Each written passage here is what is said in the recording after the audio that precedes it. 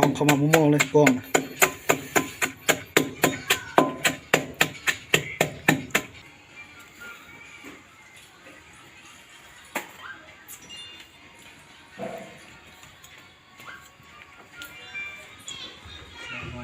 ใส่ไล่เลยเป็น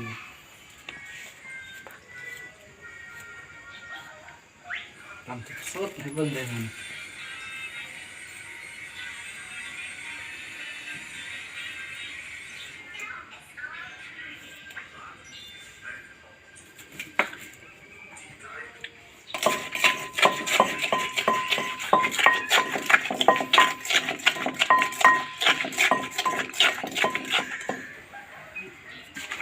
ปลาใส่นิดนึง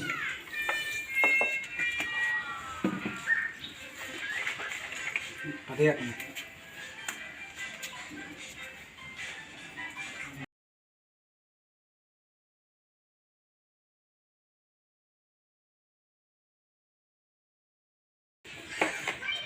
ใส่มะนาวลงไป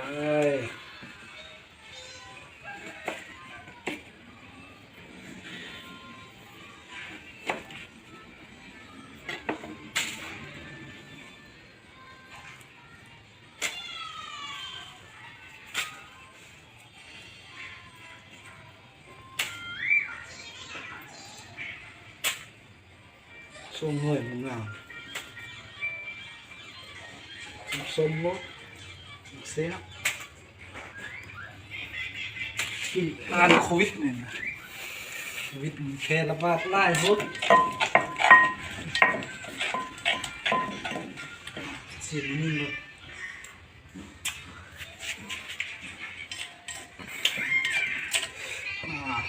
ทอดมากขอบคุณ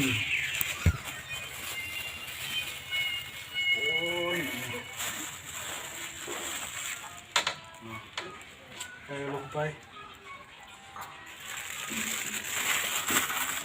เลยอยู่หม้อมากินน้ำกันได้เนาะพอดีหม้อกักโต้ใส่เพิ่นว่าใส่ย้อมกักโต้นั่นเอา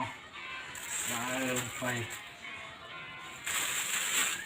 เอา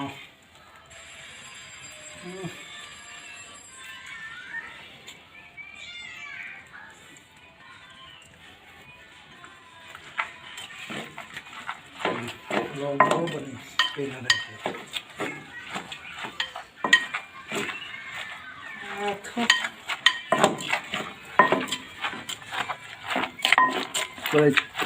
ผู้ใดติดโควิดเลยก็เล่นเลยโควิดนี่เล่นนี่อ้อมเลยเจอกับตำขอบคุณเลย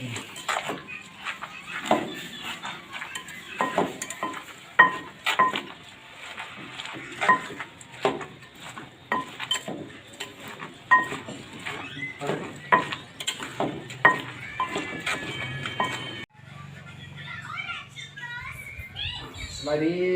ทุกคนเนาะวันนี้มาเมนูยังหงวันนี้เบิ่งดูตำข้าวปุ้นพี่น้อง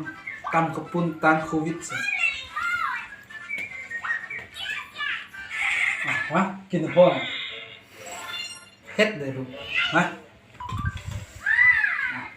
รอบมันก่อนเนาะได้ห้อยมันมิสซิลี่เอา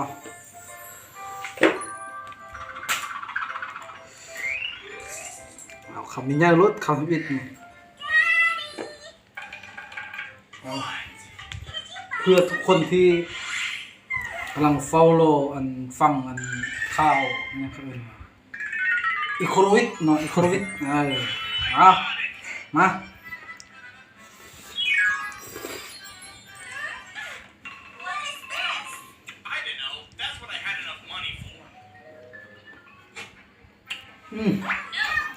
ได้อยู่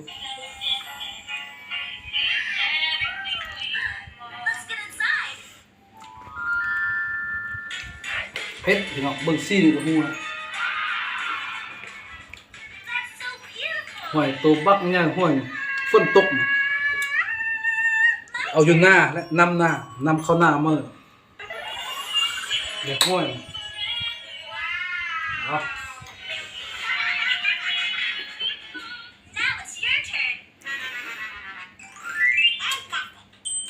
ห้อยความว่านนี่ห้อยเอาจัดไป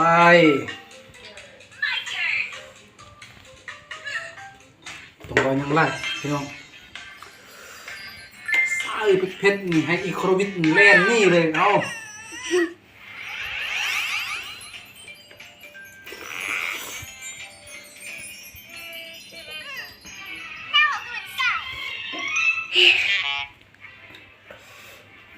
มาพี่น้องกินกันไหม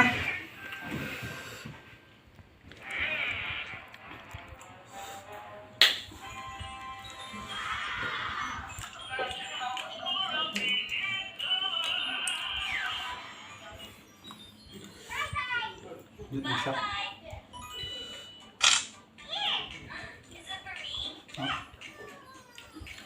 ปลักมือนิดนึงพี่น้อง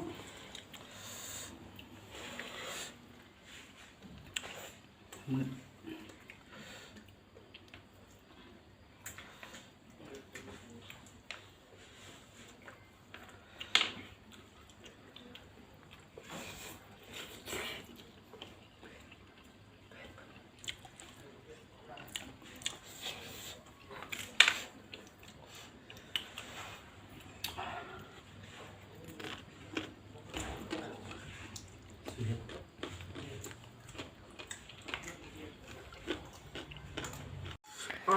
เผ็ดพี่น้อง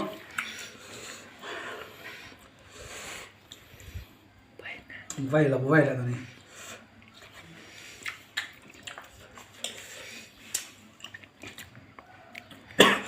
โอ้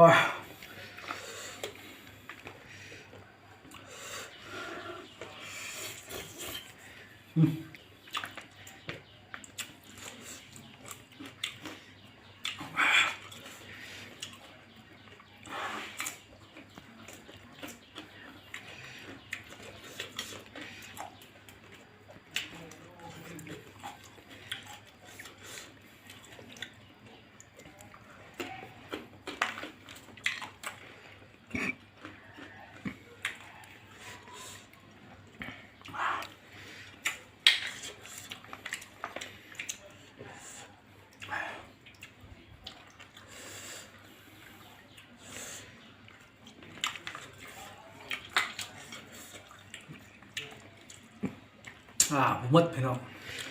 เผ็ดโพดอย่าลืมฝากกดไลค์กด Subscribe และกดติดตามให้เบาลินเด้อสบายดี